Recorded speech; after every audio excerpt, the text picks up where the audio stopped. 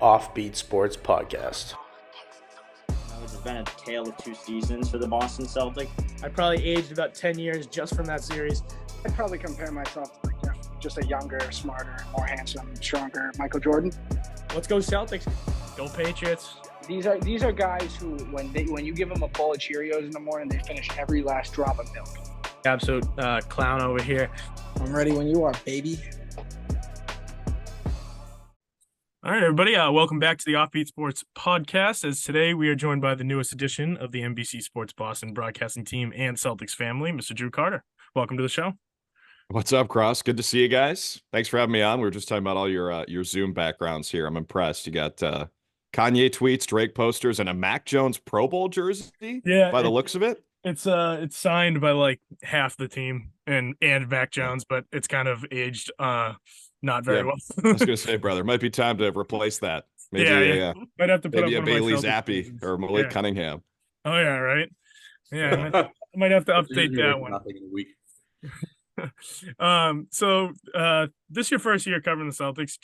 You just kind of joined the crew. You're gonna be taking over for the legendary broadcaster Mike Gorman next season. So what influence has Mike had on you since you've started working with him, and what has his experience been able to help you with? Well, Mike's the man, and the cool thing about him is, I've realized why people love him so much, and it's beyond how good he is on the air and how good he has been for 4+ decades. He's just a really cool dude, and he's salt of the earth. He's been extremely nice to me. We're trying to meet up this week, actually, trying to grab a drink. I think after recording this on a Tuesday, we play the Cavs tonight. I think after the Cavs game, we're going to hang out a little bit. And we've done that a few times, and he's been super gracious. Like, he takes me to the Putnam Club, which is, underneath TD Garden. That's where all the movers and shakers go.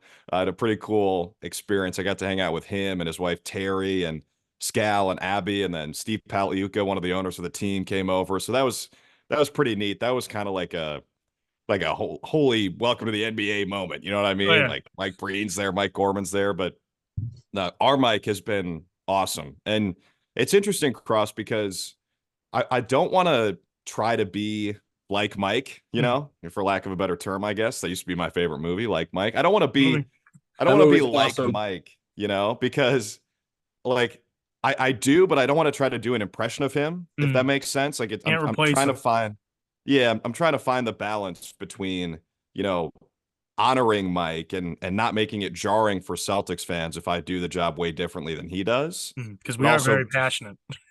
Yeah, I know. I've realized that. But also like being myself, and so that's still something I'm trying to figure out. But Mike's been super great throughout the entire process. And I can tell you right now, I mean, I told you this when I saw you at the game, but we were a little worried, but then we kind of got into it, and we're like, honestly, he's been great. Like, I was pleasantly surprised because I've always been a huge Mike person, and I love Sean Grandi, who does the radio, and he was doing it a little bit last year. Sean Grandi came on the show once, but you've done a fantastic job, and honestly, I get what you're saying with that balance thing. It's tough, but I think you're doing a pretty good job with it. Thanks, man. I've enjoyed listening to you too. You've been doing a great job on the game, so I wouldn't worry about it. At least from us. So, us Celtics fans, we love you. So you've been covering the road games with very colorful color analyst Brian Scalabrine. He was a fan favorite on the 2008 World Championship team here for the Celtics. So how do you like doing the games with Scal? Like, how has he helped you and get acclimated and all those kinds of things? Like, what's it been like working with him? Well, it's an interesting question, Vosa, because if there's anyone I should ask about how to, fill in for a legend in this role, it's really Scal. Scal gets it as well as anybody. Because that's true. I didn't think about that. He took over. You know? So that's a really good comp for you kind of working in for Mike now. Like, if there's anybody who was more beloved than Mike on a Celtics broadcast, it's probably just Tommy, and that's it. So Scal knows all about how to fill in for a legend. And so we've talked a little bit about that. He's great, dude. From the moment we met, Scal and I have been it feels like we've been friends. Feels like we've been tight for years. And that was from the jump. I mean, the first time I ever met him was to do this demo. And I basically went into the studio and we sat down next to each other in this podcast studio, which is essentially a broom closet. And he came in, and that was the first time we had ever spoken. It was right before I did my audition. And he was super cool the entire time. You know, there was actually one moment where I can't remember exactly the play, but something happened and I made a call and Scal just like stopped and looked at me and was like, "That was a great call, man." I'm like, "Okay, thanks, but like, are we breaking the fourth wall here? You know, like we're supposed to be treating this like it's a real broadcast." But he's been extremely supportive the whole time, and like we just talked about, you know, it means a lot to me what people think of the show, truthfully, because like I said, I know how much people love Mike, and I know how important this team is and this broadcast is to the fans. And so I really want people to enjoy it. And so Scal and I have had some conversations about it where I'm like, I don't know, man, like, I hope people like me. I don't know if they do. And I'm like freaking out. And Scal's like, dude, you're good at this. Like, you know what you're doing. And really the only opinions that matter are, you know, our producer, Paul, our director, Jim, Scal's opinion, Abby's opinion, and our bosses. And if those people think you're doing a good job, then you probably are. So like, just try not to sweat it. And Scal obviously has experience with that too. He's also just really fun to hang out with. Like, he's a total ball buster, bullshitter. And even though he's not from Boston, I feel like he's really adopted the Boston mindset. I think that's just how he naturally is. So there's a reason he fits in so well here. But like, what he has said to me is if I'm too nice to you, that means I don't like you. But if I'm giving you shit, that means I do. That's And like us. That's like our friend. That's like That's me and literally Cross. our dynamic. Like, dude, yeah, it seems that's like our that's just friend group. like So, that's how most people are in Boston, from what I can tell. yeah. Oh yeah. Yeah. And the good news, guys, That is if you've tracks. watched enough of the broadcast, you realize that Scal has no problem giving me shit. Oh yeah. So Yeah, you If guys I have act a like I'm great happy to chemistry. see you, I'm probably not. yeah. Like, I don't know. Like, that's all. Yeah, you guys Yeah. have a great chemistry on the broadcast, and I always think my thing is like I like Scal, and I think sometimes like Mike checks him like when he kind of gets too.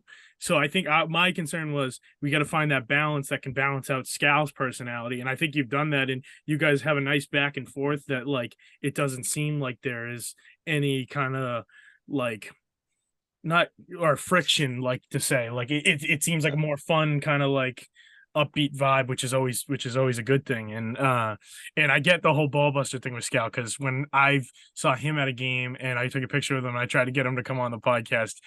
He goes, "Yeah, let me know when you hit 10,000 subscribers and I'll come on." I was like, damn. I go, "That's cold." I was like, "That's cold." Yeah, I met here's the Scal. thing, I though, met Scal Cross. at a game too when I was younger. Yeah. And he was cool. He was like in the media section. It was like an ESPN broadcast game, so he wasn't doing anything. And I like walked over because I saw him, and like I was always a big Scal. I have a Scal jersey. Like I have like the black, like the old black ones. And it was like Robert Williams 44, but it says Scal Brady on the back. It's like a custom jersey. I like walked over. I was like, Scal. He like brought me over and had me take a picture with him. He was the nicest guy. Oh, I do have a quick follow up. Have you had his big red sauce yet? Has he given it to you?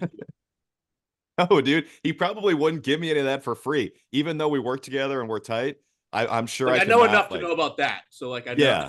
Well, dude, I know all Scal does is make money. I was gonna say, Cross, like, it doesn't matter how many subscribers you have. If you cut him a check, he will be on this show. And like, it's the same thing in business. He's got his Scal's vodka lemonade or whatever. He's got his Scal's big red sauce. He's advertising shit on my Twitter timeline all the time. It's like, my man, take a step back. Like, there's more to life. You don't have to be like the Boston getting them checks all the time. Yeah, he is. And then you walk around Boston, he's on the benches like with his FanDuel ad. Like, damn, out here encouraging gambling addictions. But that's just how he rolls. Yeah. Constantly promoting. Gotta respect the grind, right? I do. So prior to working for NBC Sports Boston, you did work for a few radio stations, one of which covered the Cape Cod Baseball League. You also worked for the Big Ten Network, the ACC Network, and ESPN, just to name a few. So how does working for the greatest franchise in the NBA and like all the history that comes along with the Celtics, how does that measure up to any of the previous places you worked at? Uh-oh, somebody check my LinkedIn. Aiden. Hey, we did our research. I see you. Yeah, man. the cool thing is like it's been a fun journey. I graduated 4 years ago, 2019, and I've gotten a chance to do some really, really cool stuff. You mentioned Big Ten Network. That was the first real like network play-by-play I did out of college. And I got to call 3 hoops games and a lacrosse game. And I actually did the last lacrosse game, I think, before COVID shut everything down. It was March 10th, 2020 at Ohio State.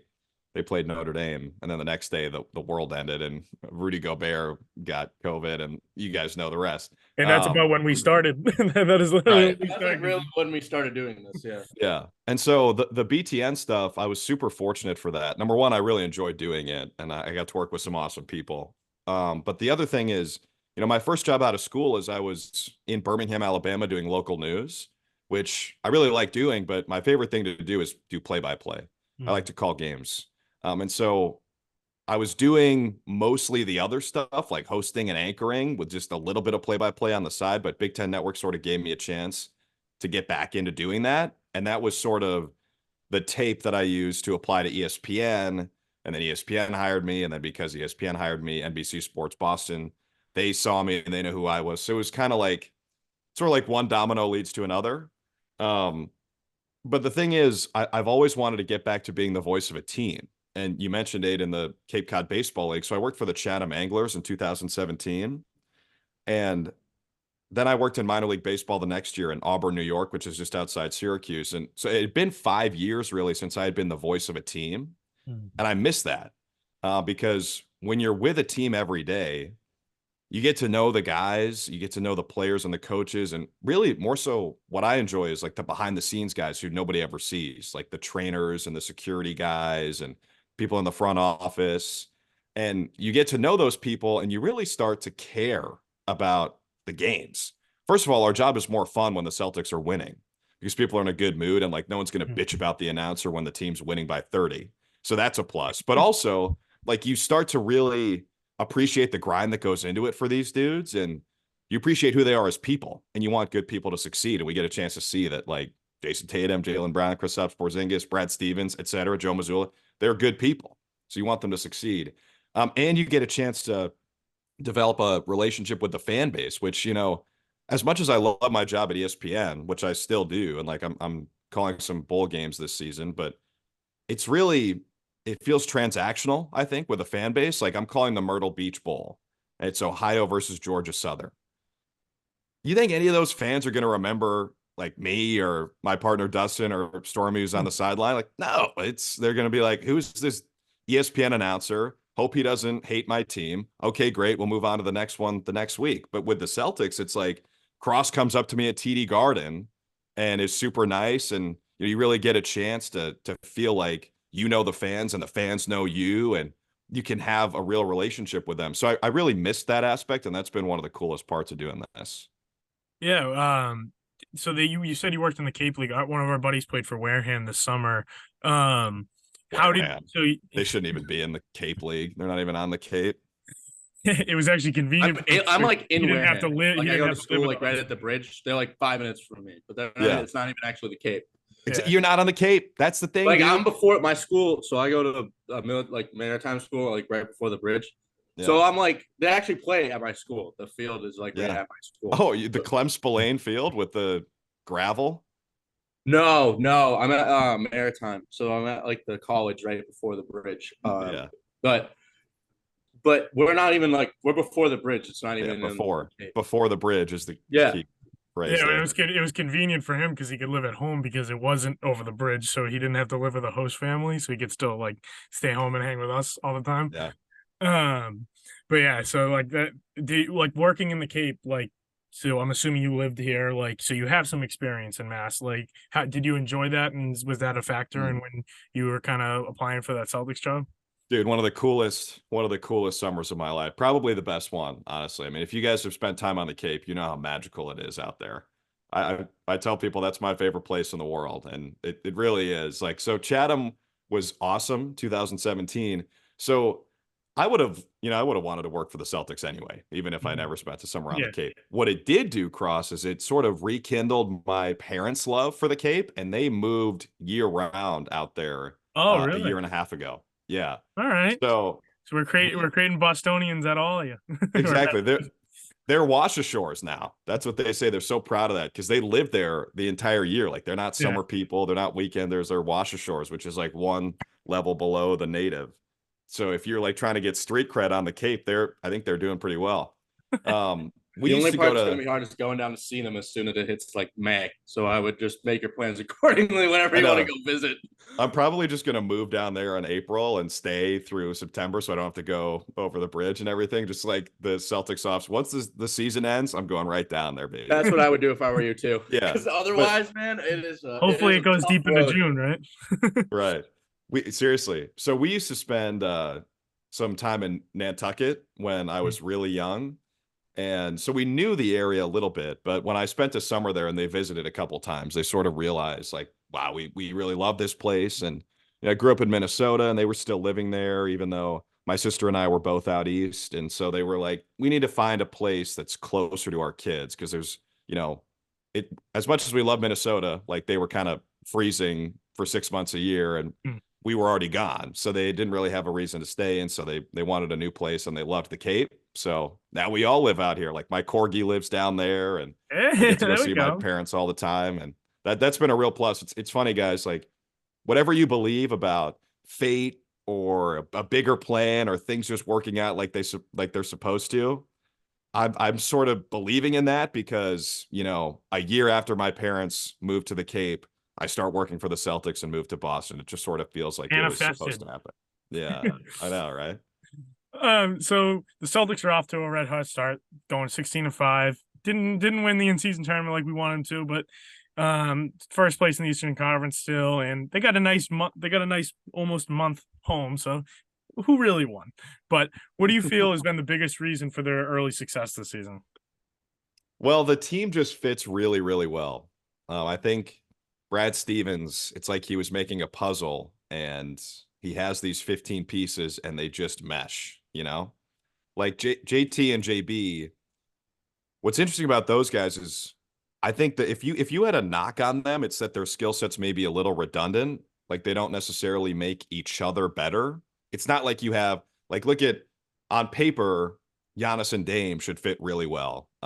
In reality, Jamal Murray and Nikola Jokic do fit really well. Like if you have a small and a big, you can run the pick and roll. It just is a more natural fit.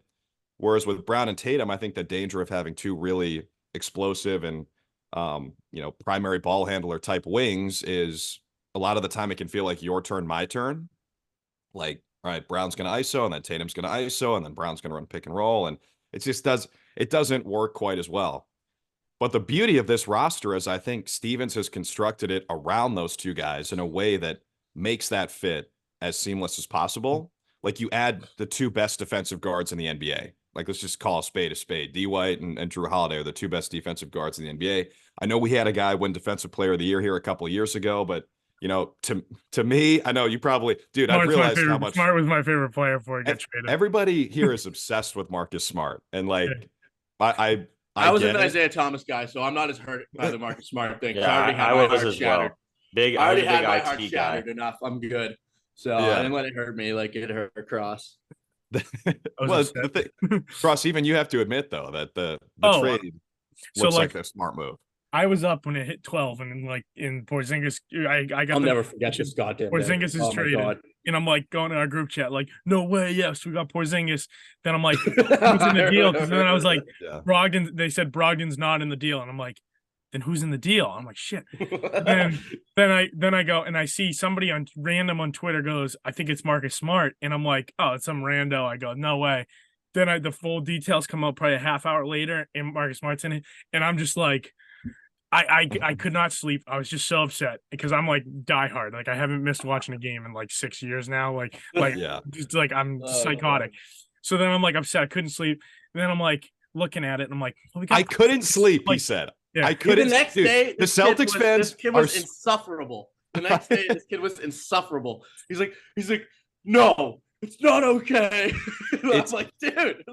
It's amazing to me how much people love Marcus Smart. And again, I get it, but it was the right move to trade him. So then I go Go days ahead. later. I'm like looking at it. I'm like, Still all right. not sleeping. I'm like, we Days got it all. without sleep. Yeah, Yeah. exactly. I'm like, well, we got Porzingis. He's an all-star. That's a pretty good return. And then I'm like, we also got 2 first-round picks. I go, that's an absurd return for a guy like Marcus Smart. So I'm like, then I kind of grew into it. And then watching Porzingis play that first game, I'm like, shit, that's pretty Like, damn. all right. Because like I didn't realize how smart he was. Like just defensively and offensively, he seems to always be in the right spot. I didn't realize how good of a defender he was. Yeah. I just thought he was going to be an offensive threat. But he just always seems to be in the right spot for like oops, for threes, like for kickouts, and then defensively to get blocks or just affect shots. I didn't realize how intelligent of a player he was. He's a really Because I really like I'd seen him play, but like I wasn't like, oh, I got to see what Porzingis is doing, like I do with Jokic or like Steph or somebody like that. Like so, I was hurt for a couple days, and then I'm like, that's a damn good trade. Like, a pretty damn good trade. Yeah, Brad made the right move with that one. Yeah. But the smart thing, like when we went to Memphis, it was like we were getting ready for the Super Bowl. Everyone was so excited about seeing Marcus Smart again. Oh, wait till he comes here. Oh my God, it's going to be insane. Like I think everybody at the Garden is going to be crying when they see Marcus Smart. That's how much When he gets his tribute video.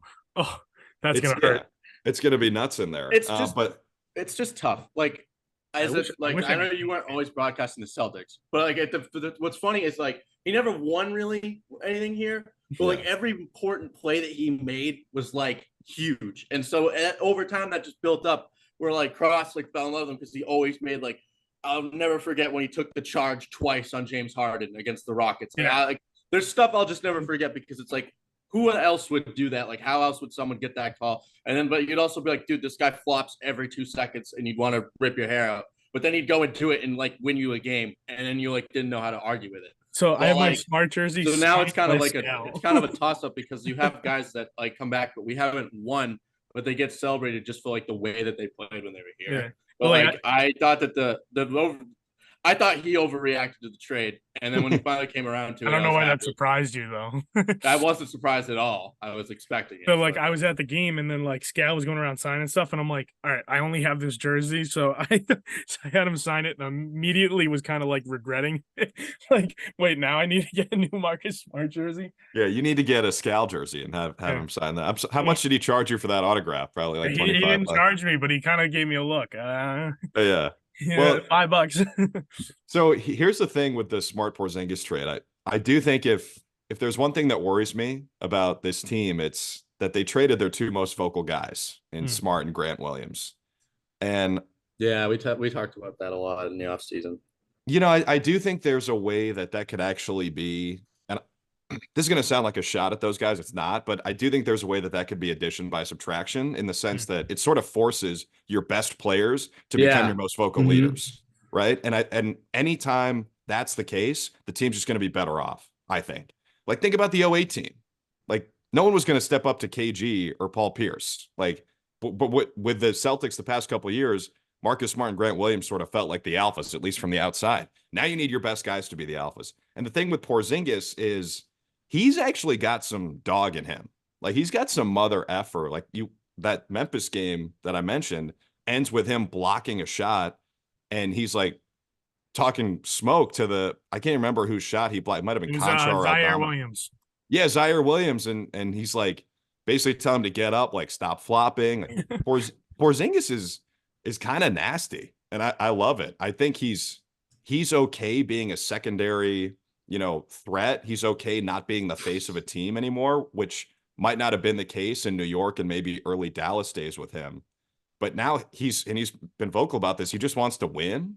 I think that's really welcome for this team, and really they need it. And I think Brown and Tatum, if anybody's going to step into that leadership void, it has to be them if they're going to win a championship. It's reminiscent to me of like Al Horford in a way, like because when he came here after he was in Atlanta, it's like at that point that like he's not here to become like the star, because at that point he was already, and like Porzingis is younger than Al was when he came here, but like he's here to win. Like they're there for a reason. Like they have a goal. It's not just because they want the money or they want anything like that. So I think that's really like reminiscent, and also the fact that like He stretches the floor. He's a high-rated defensive player, so it sort of fits in that way. Except the fact that Kristaps Porzingis is like skinny and 7'2", and But other than that, Yeah. So you mentioned Grant Williams, and I have like a take with Grant Williams where I think that he's the biggest player we lost. I think that's where we're going to see the impact. What? You're even more than your boyfriend, Marcus Smart? Are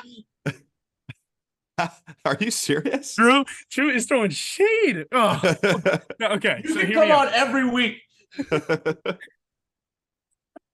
All right. I can't believe you just said that. I mean, Marcus is going to be so sad. Yeah, I know. He probably doesn't even know I exist, which is a shame.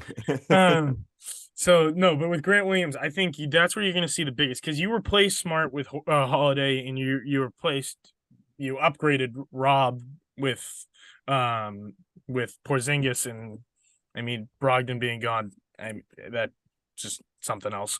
But like when losing Grant Williams, you never really replaced him, because like some of those bench guys, they've been good, but they're not Grant Williams defensively. So I think you're going to see a big impact when we play against Giannis's and Embiid's, because everyone was like, well, who's going to guard those guys? Rob's gone. I'm like, well, Rob never guarded them. It was mostly Horford and Grant and even Smart. So like, I think like losing Grant against especially Embiid and Giannis, I think that's where you're going to see the biggest impact from last year. So I kind of, that's my take. And I love Marcus Smart, but you have Holiday, who's a very similar player, so you don't really see that loss as hard. Yeah, when the team was at its best defensively, Rob Williams was like a free safety. He wasn't guarding anybody in particular. No, he was like roaming. Yeah, he was roaming. So there's no doubt in my mind that the team is better defensively, or at least has a higher ceiling defensively with White and Holiday out there. And then, like you guys said, Porzingis has been freaking awesome. He just needs to stay healthy. Yeah, and my thing with Rob is he was great under the Udoka system. Like that was perfect for him. Under the Missoula system, he had no fit, because that's a 5-out like 3-point shooting offense, and it's a very aggressive like kind of man-on-man matchups versus like the rotation heavy Udoka defenses. So that's why I think that's why we saw a step back from Rob Williams last year. And I think and I think that's probably where you kind of like, all right, well, I'm fine getting rid of him because he wasn't so good last year, and he's always injured anyway. So, and you see that again this year, which I feel for him, but also that makes our trade look 10 times better. But I think I'm fine with it, because I don't think he fits in this new system, but that's kind of just me.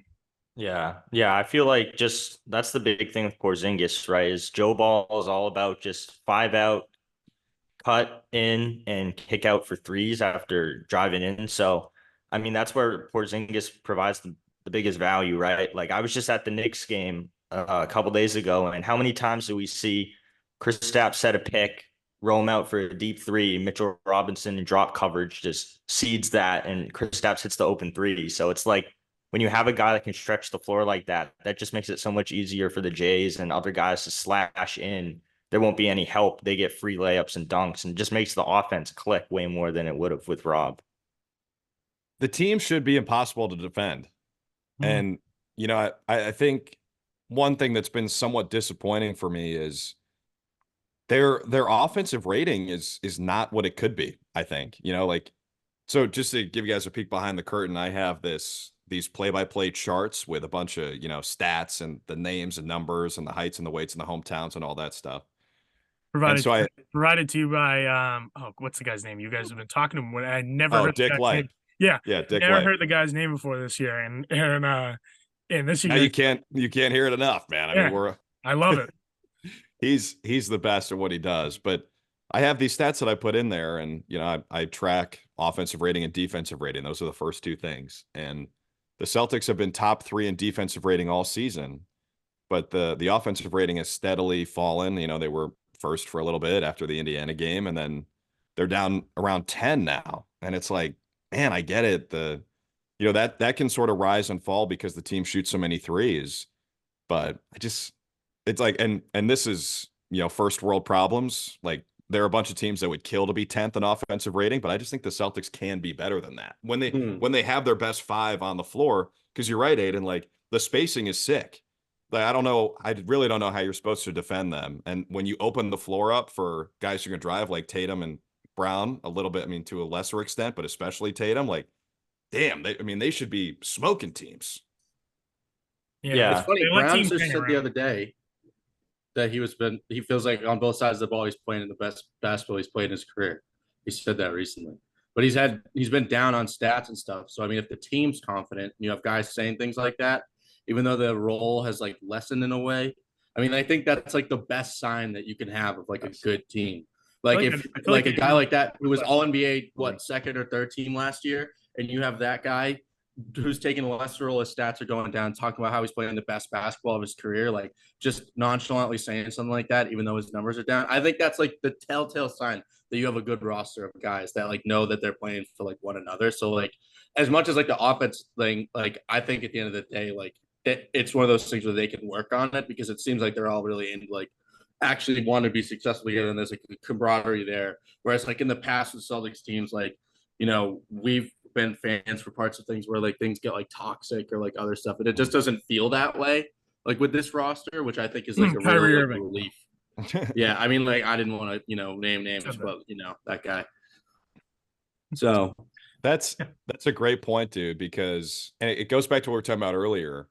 Like when you lose Smart and Grant, I think you lose certain good things, but you also, to me, you lose some ego.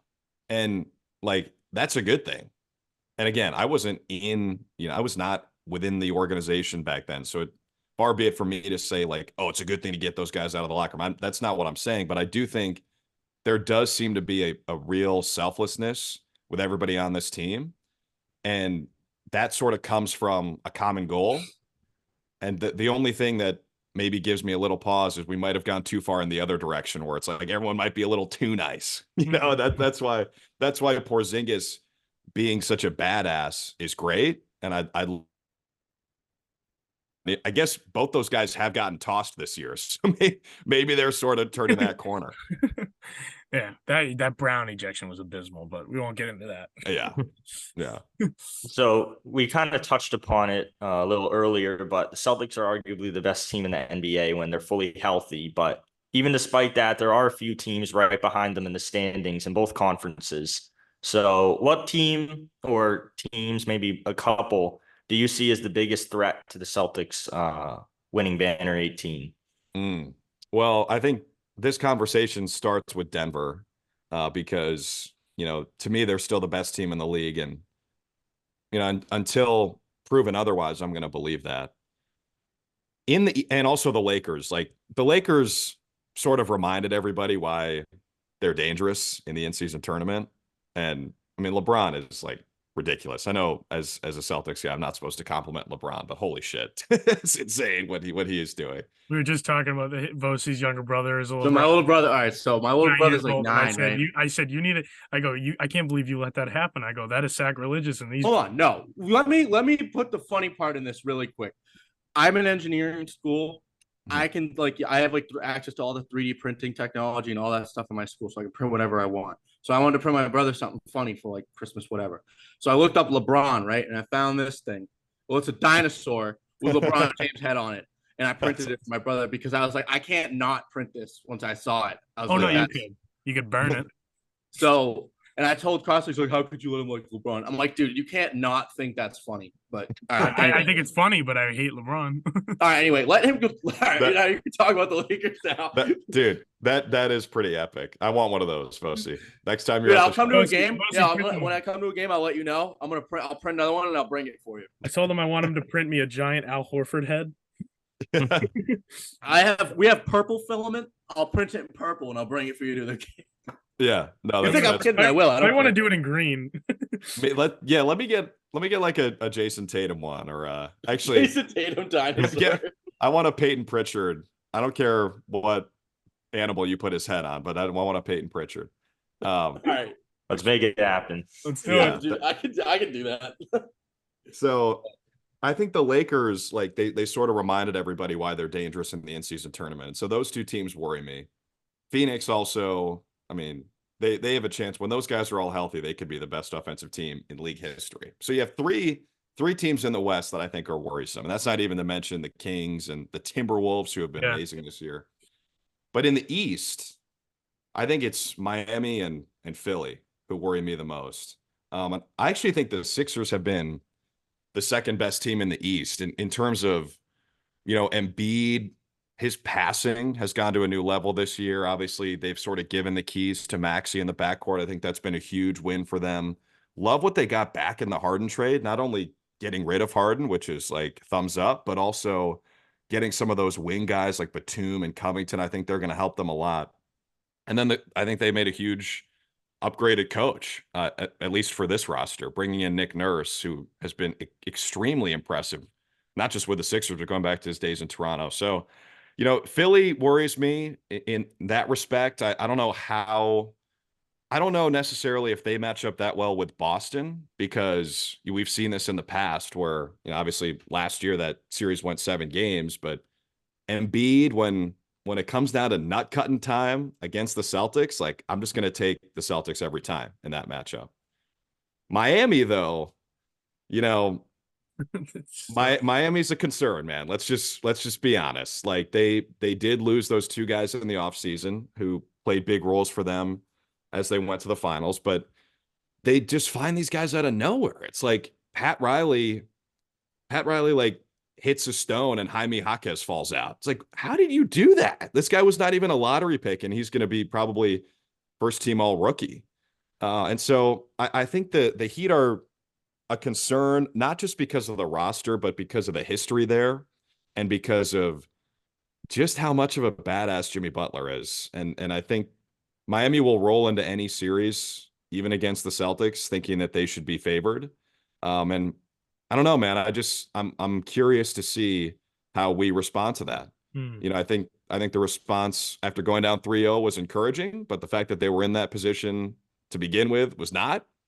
And so we'll see what happens, because our roster is definitely better, and we should win that series. But we've seen it in the past. That's not always what I've always determines the winner. respected how the Heat play against the Celtics. I can't stand Jimmy Butler because of what he is, but he's one of those guys where, like, if he was on your team, I would fight someone for Jimmy Butler. Like, I couldn't imagine like a better player to have on your team with the way his attitude is and the way he plays. So, like, I don't know. Like, they don't even care like they're the 7th seed, the 8th seed. Like, they know that they're like, all right, well, when we put it together, like, we can beat anybody. Like that, I like that confidence that they have is like something that I think is like, I don't know what sets them apart. So, but he's a bad dude.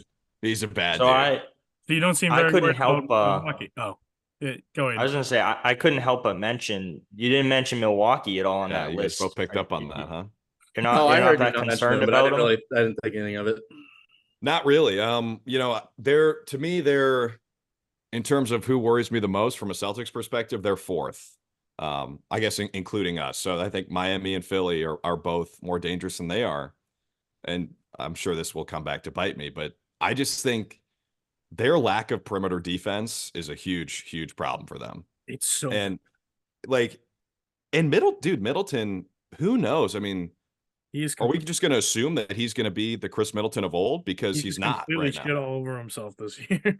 Yeah, he's not close, and I know he's on a minutes restriction, and he's coming back from a bunch of injuries, but I just don't. I can't have faith that he's going to be the guy he was in 2021 until we see it. And look, Lillard's amazing down the stretch of these games, but Scala said this, like, the fit for those two, Giannis and Dame, has been kind of awkward, and maybe they'll figure it out down the stretch of the season. But it sort of seems like Dame's still trying to figure out how many shots he can take, when he can defer, when he should shoot. And then they get to the end of games and he's just like, F it, it's Dame time. And then he goes nuclear and he's like the best clutch player in the NBA. But for the balance of games, those two still haven't really figured it out. He's never had the last time Dame had a star caliber, like, second player was probably, and I mean, you can tell me if I'm wrong, but what, like LaMarcus? Yeah, that's what I was thinking. Like, probably McCollum. LaMarcus Aldridge. I mean, McCollum. Like, I guess McCollum, but not but I'm thinking like star, like, you know what I mean? Like, it's been so long. Dame's just been the guy. So, like, in his eyes, it's like, I'm going to shoot as many shots as I want because no one else is going to be taking them. So, like, I think that's a struggle. Plus, as much as Giannis is a great player and he's a big man and stuff, he's a ball dominant like guy for a post big big he's player. pretty like much that. ineffective if he doesn't have the ball in his hands. If he doesn't have the ball in his hands, he's not like one of those guys who's like moving off the ball. Like he makes all of his game like breaking moves with the ball in his hand. Like all of like you see him taking one dribble from half court and jump and going down for like a dunk or a layup. Like the plays that you see him making on most of the time, unless they're obviously in defense, they all come with the ball in his hands. So yeah, I think he can be. I think he can be really good off ball, and it can work. That's why I said earlier, on paper, it makes a lot of sense. So maybe they'll figure it out. But the bigger problem for them is defense. Like they just don't play any. And honestly, I thought it was probably over exaggerated because I was like, oh, it can't be that bad. And then when we played them, I'm like, it's not even like close to what it was. Dude, right? Like, that's the thing, Cross. It's amazing. They were the best defensive team in the league probably for 3 years in a row with Budenholzer and Drew, obviously, and Middleton when he was a good defender, and Lopez protecting the rim, and Giannis defensive player of the year.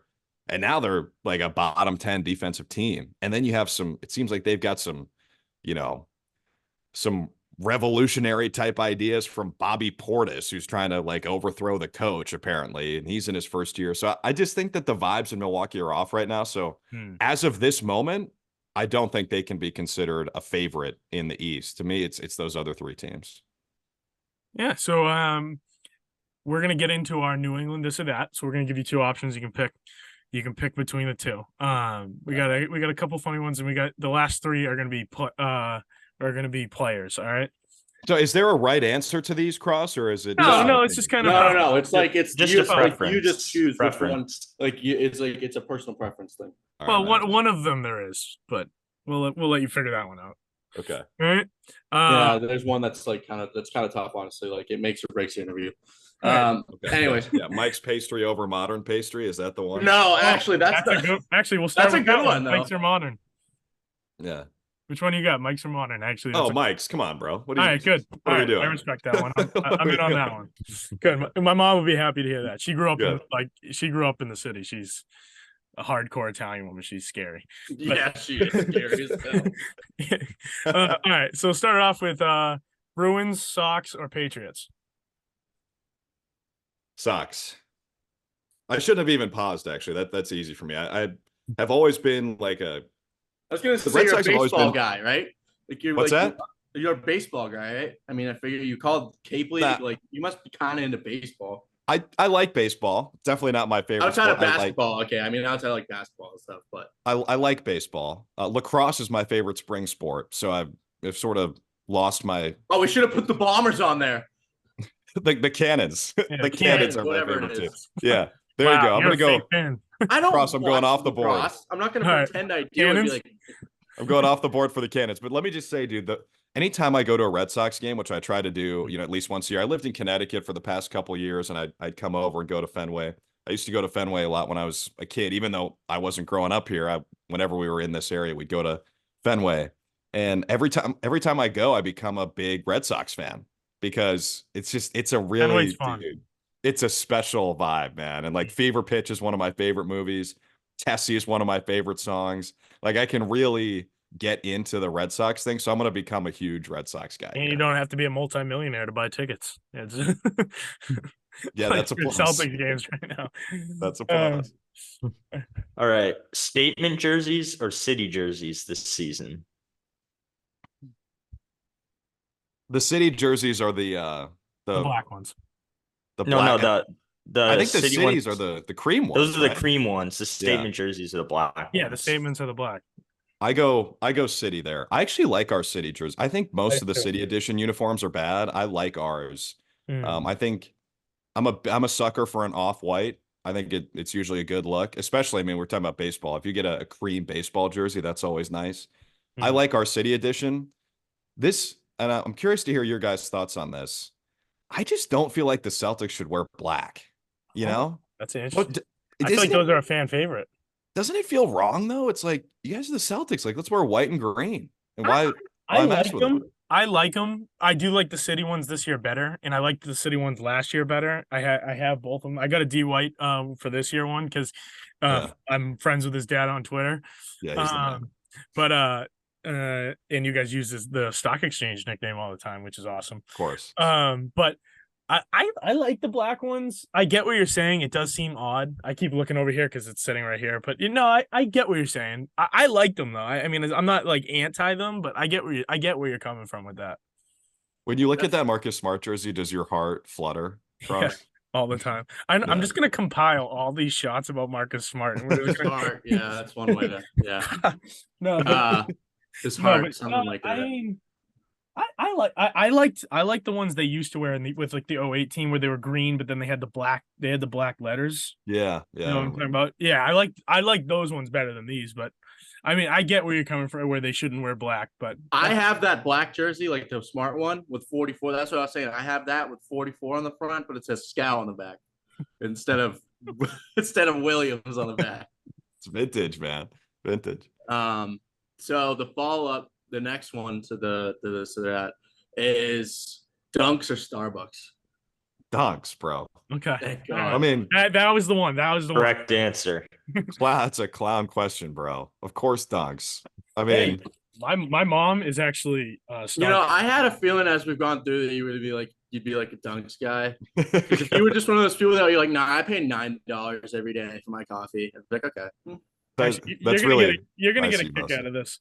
I ordered a Horford jersey from China, and it came with the number. No, you won it, didn't you? Yeah, I got it in a giveaway, but they ordered from China. It came with the number 40, so I had to get. That's awesome. I'm the only one who owns a 40 Horford jersey.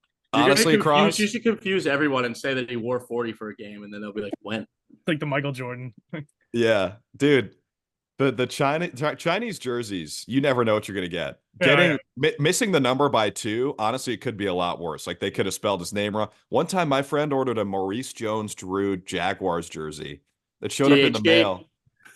Yeah, I think it was either DH Gate or AliExpress. Yeah.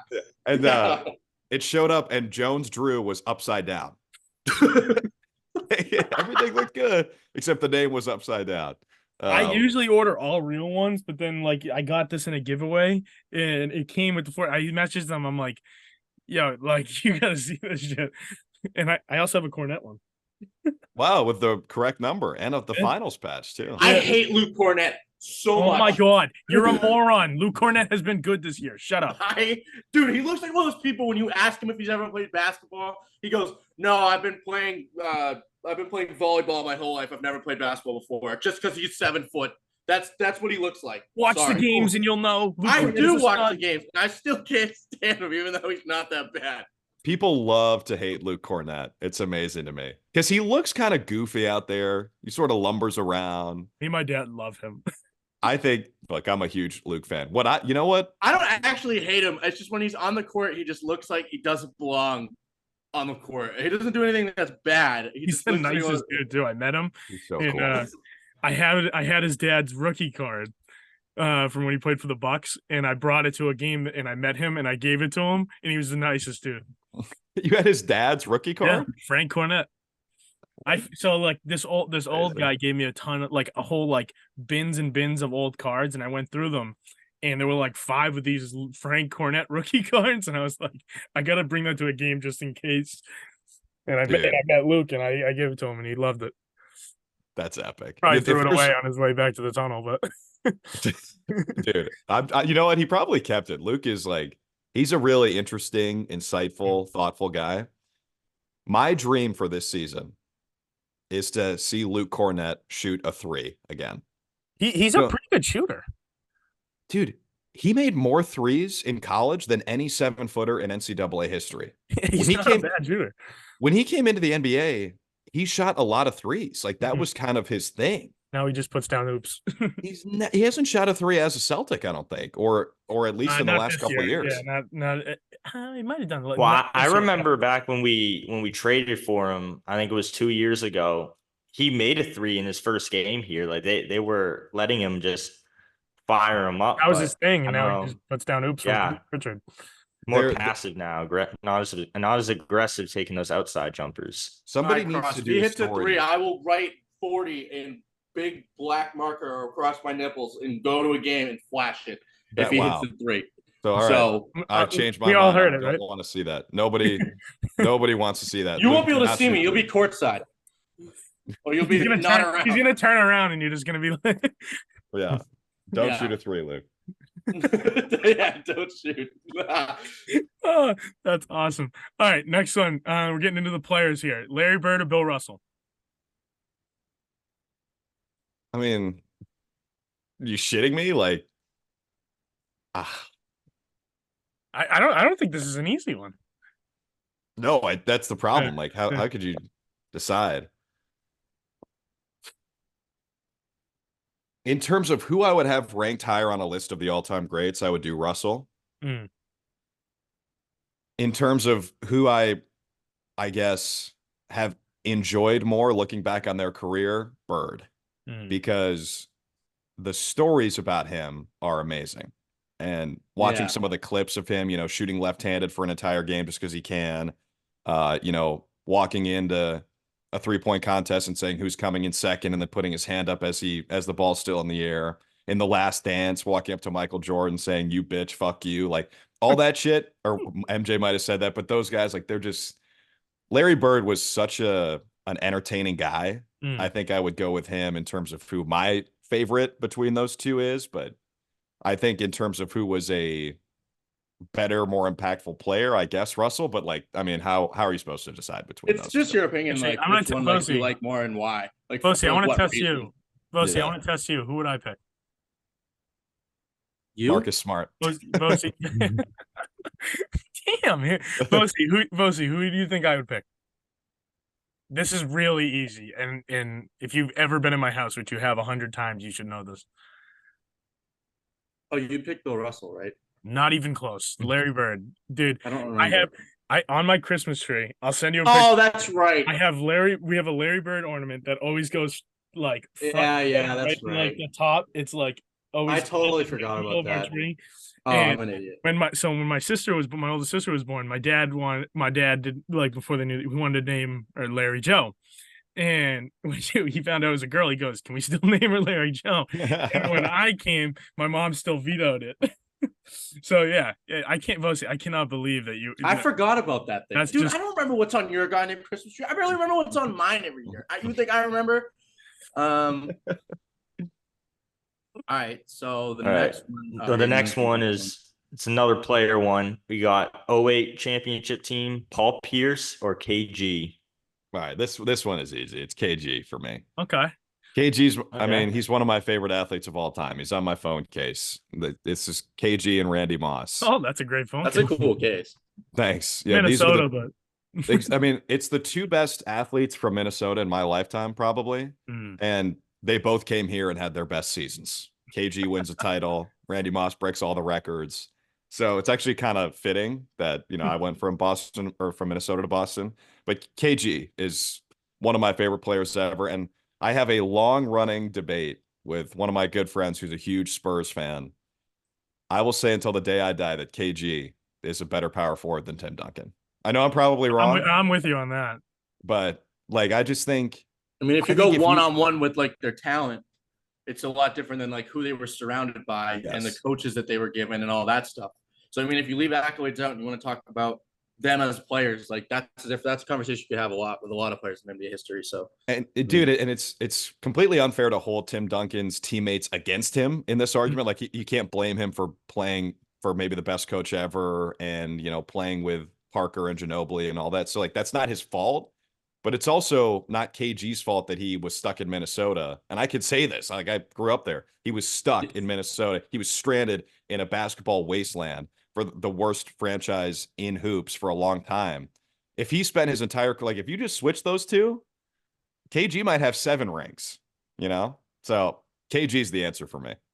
like that's just what I'm saying. Like you can't hold like teammates against them.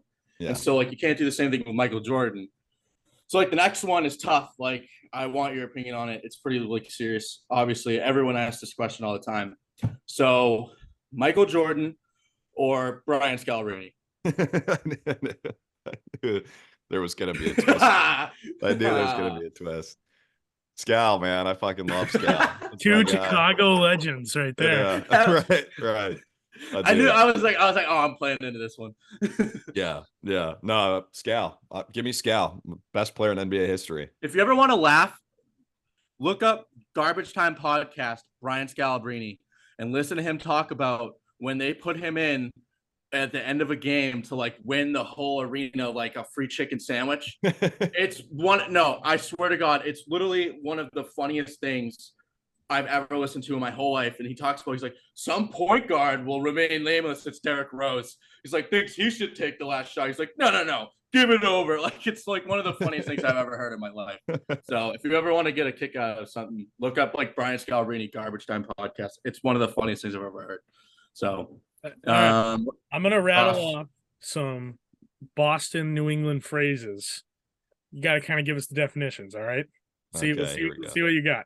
All right. We'll start it off easy with wicked. Well, wicked. I say that. Wicked. It's just very, you know. All right. We'll start extremely. Sure. A bubbler. What's a bubbler? A water fountain. Yeah. Okay. All right. Clicker. Remote. Are these going to be hard at any point? Or? No, we'll see. I don't know. Well, you've been around Boston, which I wasn't aware. I didn't know you grew up coming to the Cape and Nantucket. Yeah. So these might be easy. All right. We just got to test you. We got to make sure you're on point. All right. The Packy. All right, here we go. I don't know. What are you saying? Packy. P-A-C-K-Y. Well, it's I-E, but okay. It's I-E, but whatever. I don't know what that is. What is that? It's a liquor store. Package store. Like a package store. Liquor store. Okay. You haven't heard that one? I've not heard that one. Gotta go to the Packy. Take a walk down in Southie and you'll hear it like 100 times in 5 minutes. All right, Jimmy's. Sprinkles? Yeah, chocolate sprinkles. Or there's another definition of those, but I know. Family friendly. All right, Pissa. Piss, I mean, is that the bathroom? No. Oh, okay. You haven't heard this one? This is like on t-shirts. Like they sell them outside the door. I know. I've heard like wicked pissa, but I guess I don't really know what it means. Like it means like awesome. It's like awesome, cool. Like so like we probably don't say it. Nobody actually says that. No, my mom uses it all the time. So she'll say something like, goes, that's pissa. That New Jersey, that's pissa? Yeah. Wow. Yeah. When she's not swearing at me, she's saying that. Whenever he walks into my house, she's always like, "Fuck you, Michael." I just get swore at every time. That's it. I need to add that to my lexicon. Pissa. All right, you're gonna be actually when you're on the next time you're running a broadcast. All right, I want you to work that in, and I'll be listening. All right, I want you to work that in. All right. I don't know if I can do that. You Cross. can't just do that. You can say pissa. Bro. I don't know if I can get away with that, my friend. I don't know. All right. Last one we got is supper. Supper. That's like dinner, but yes. Yep. I think about that. I think about supper as like dinner. That's a little bit earlier. Like you ring the bell, come in at 5. All right. Yeah. Dinner. You got that one. All right. You did pretty well. I'm surprised. Honestly, I thought Packy was going to be one of the easy ones. That one and pissa. Never heard that before. Never heard. Packy outside the before. garden, they always sell like the shirts that always say like "Wicked Pissa," like those like off-brand shirts. Or like Kyrie's a bitch, like LeBron's a something. Or, I enjoy those more, but like that's fine. All right, we got last 3 questions for you. Some fun ones. Favorite non-Celtics player to watch? Halliburton is pretty amazing, but I'm going to go Anthony Edwards. You know. It's a good one. That's a good one. I still love Anthony Edwards, and people probably thought I was like overboard with how much we were basically loving Anthony Edwards when we lost that game in overtime in Minnesota. Mm-hmm. It's no secret I'm from there. I do want the Celtics to win. If we matched up with them in the finals, I would be rooting for us, as in the Celtics. Mm. But Anthony Edwards is pretty spectacular, and he's a dog. I got some trivia for you. You mentioned a couple people who came from Minnesota or Boston. There's one more that I'm sure you've met in passing. He works a little bit with you guys. I know who you're talking about. He's been on the show before. I mentioned him actually in the beginning of the show. Do you know who it is? He called Timberwolves games before the Celtics. Oh, Sean Grandy. Yep. Yeah, we've talked about this. Sean Sean was like my age when he started with the Wolves and he was replacing Kevin Harlan. So we've actually had some conversations about that. And also I was sitting at a bar in Orlando when we were down there to play the Magic. Mhm. And my laptop was up and my background ever since Flip Saunders died has been a photo of him. And Sean was like, "That's my guy, Flip Saunders," because I think he was the coach when Sean was there. Maybe he Okay, yeah. was, yeah. Flip Saunders is like probably the face of Minnesota basketball aside from KG. And so that sort of got us to talking about Minnesota and the Timberwolves. But I've heard was in Mini. So, which arena in the NBA are you most looking forward to visiting this season while covering the Or have Celtics? visited. Yeah. Yeah. MSG was pretty dope. MSG was pretty sick. That was the first game I called was at Madison Square Garden, and that was like That's a pretty good start. Yeah, I mentioned that moment sitting with Gorman and